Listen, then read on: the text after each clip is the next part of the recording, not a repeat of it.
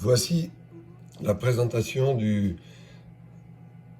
Yaesu FTM 300D. Il s'agit donc d'un émetteur-récepteur mobile ou fixe éventuellement, VHF-UHF, C4FM et FM analogique bien évidemment, qui délivre environ 50 watts. Alors dans la boîte, on trouve évidemment le matériel nécessaire, le mode d'emploi qui est en français chez nous. Vous avez le poste qui se trouve ici. Vous avez un câble pour faire les mises à jour firmware. Vous avez la visserie, un support éventuellement pour la façade, un câble pour déporter la façade si besoin, un câble long, le support micro, les fusibles de rechange, le cordon d'alimentation 12 volts qui est donc fourni avec fusible, prise d'alimentation pour brancher sur le 12 volts. Bien évidemment, vous avez aussi le micro, le poste et un support que je vais vous montrer tout de suite, qui est un support clipsable. C'est une petite nouveauté. Voici le poste, le voici, à la façade, le cordon d'alimentation 12 volts. Et donc il est fourni avec un petit support comme ça qui se coulisse rapidement derrière le poste comme ça, et avec un système de verrouillage. Voilà, ici vous avez un système de verrouillage sur le côté qui vous permet d'extraire rapidement. On peut le mettre dans un sens ou dans l'autre. Voilà.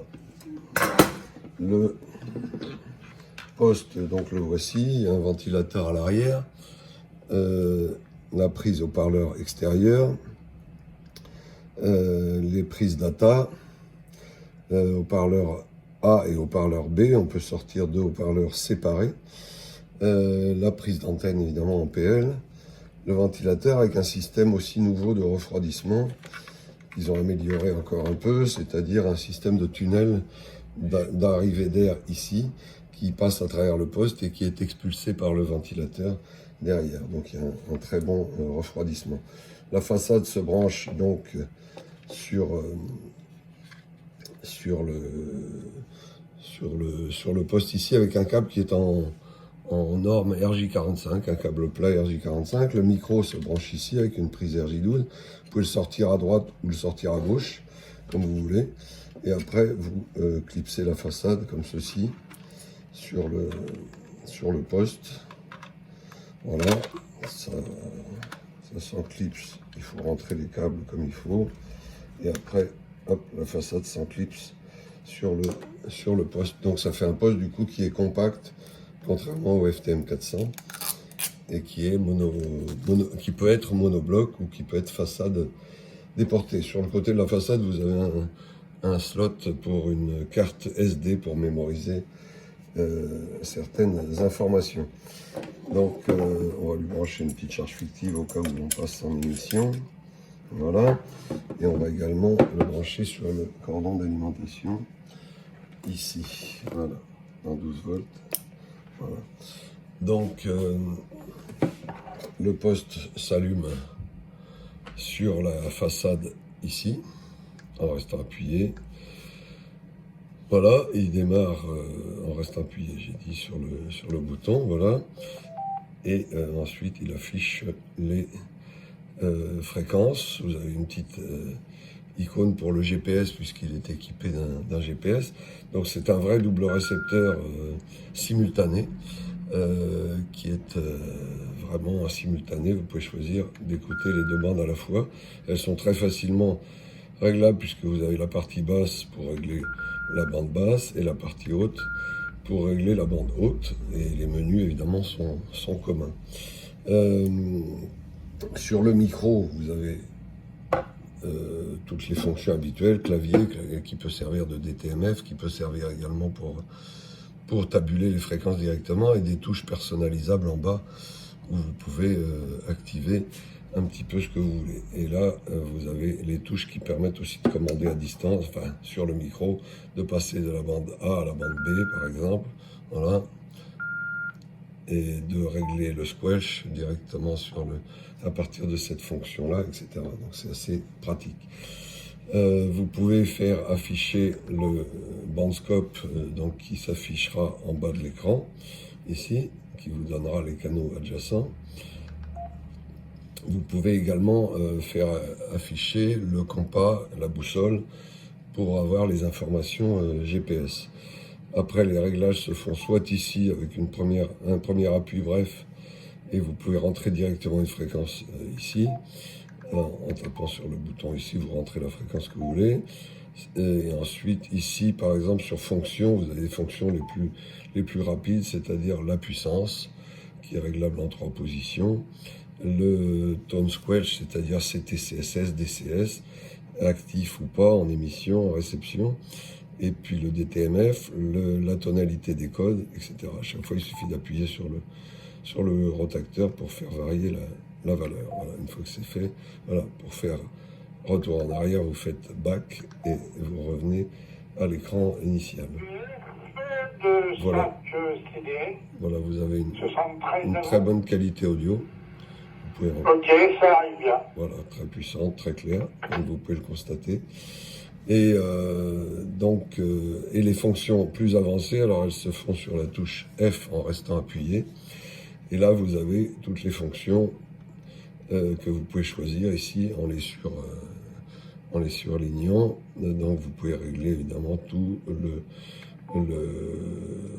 les informations GPS, le pas d'incrémentation, voilà ici le pas d'incrémentation, vous appuyez dessus et vous le réglez comme vous voulez, voilà, auto, 100 kg, etc., 6,25, 5, etc.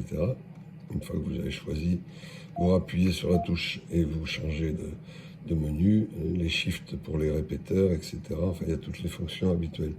Pour revenir en arrière, vous faites back et vous avez donc le réglage du TXRX ici, où vous avez accès à tous les réglages audio, micro gain, etc. Enregistrement éventuellement de la bande que vous voulez enregistrer sur la carte SD. Et toutes les fonctions habituelles. Donc il n'a pas d'écran tactile comme le FTM 400, mais du coup il est plus compact pour loger dans un mobile, et les menus sont quand même très, très facilement accessibles ici. C'est assez facile à manipuler. Voilà. Le bandscope, vous pouvez régler sa largeur de bande. Enfin, il y a quantité de fonctions évidemment. Il permet également de pouvoir fonctionner en C4FM sur les 2 bandes. Donc, du coup, vous pouvez avoir une double écoute en numérique ou en... Voilà, je pense que j'ai fait le tour. Voilà, il y a une fréquence qui émet. Il y a un témoin, évidemment,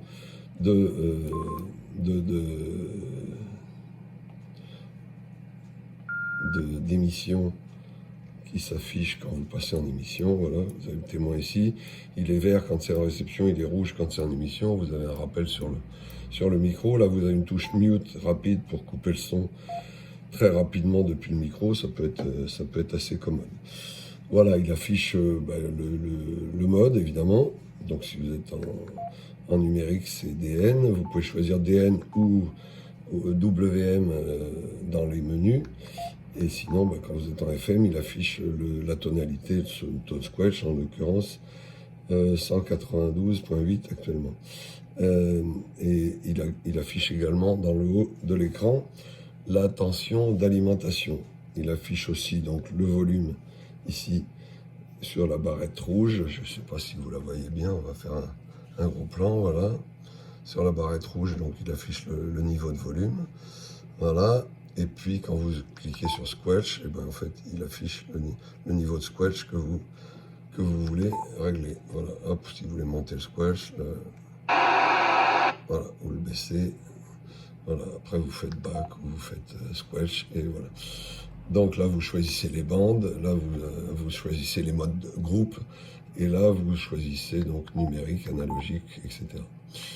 Voilà, c'est un appareil qui inclut aussi la fonctionnalité Bluetooth, donc d'origine. Donc en réalité, c'est pour ceux qui prenaient l'option Bluetooth, eh bien, il n'y a pas à la prendre, donc du coup, ça réduit le coût relatif si on est intéressé par l'option Bluetooth qui est du coup intégrée.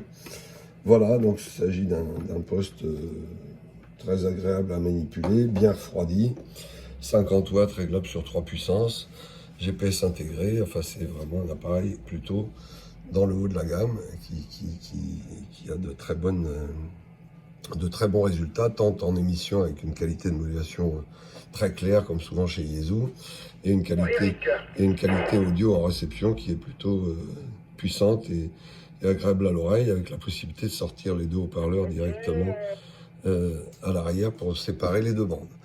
Voilà, vous retrouverez évidemment ce produit sur notre site internet, dont l'adresse se trouve ici, www.gotechnique.com.